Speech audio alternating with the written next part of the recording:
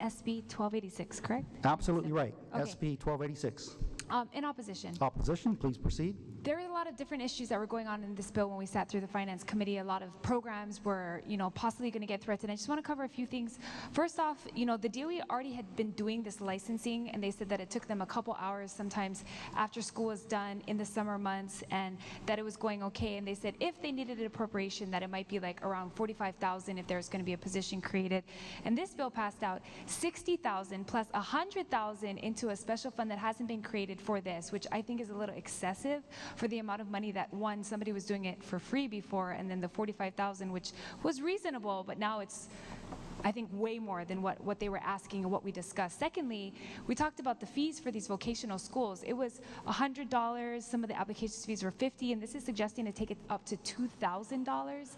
So I think everywhere we're going with this bill, it was already, I think, needing a lot of work, and now with these different things coming out, with the fee being increased and with a huge position with a bunch of money going I don't know where, I don't know if this is actually where we want to go with the vocational schools, because the issue was that they said that in order to get accredited, they need to be licensed. In order to get licensed, they had to be accredited. That's the problem we were supposed to be solving. This does not solve that problem. So I'm going back to, I guess, what we should have done, which was address the issue.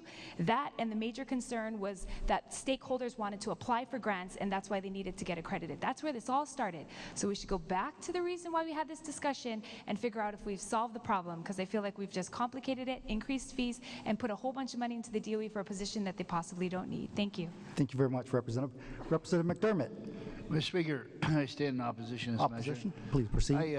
One of my friends owns one of these companies. That's how I became aware of it. He owns a maritime licensing company, and he's going to have to pay that $2,000 licensing fee out of his pocket. He's not going to be able to pass that on to his students, and barely makes enough money as it is now. And it just like everything else, the school goes in cycles, sometimes good, sometimes bad. And to believe that the Department of Education is so overworked, we had to add a position because they couldn't figure out one person in the entire department, of all those thousands of people they have working there, to handle this handful of schools annually, once a year. And the schools have to provide all the documentation. Who's certified them? Where the department's not going to certify them. Who's certified them? So in the case of the Maritime Academy, it's the Coast Guard, and they're federally licensed. So they have to provide all this documentation in good standing, and I guess the new employee just merely checks it off and then mails them their license. This comes before us year after year. Out of all those people in the Department of Education, they couldn't spare one person part-time on this. I just don't believe that.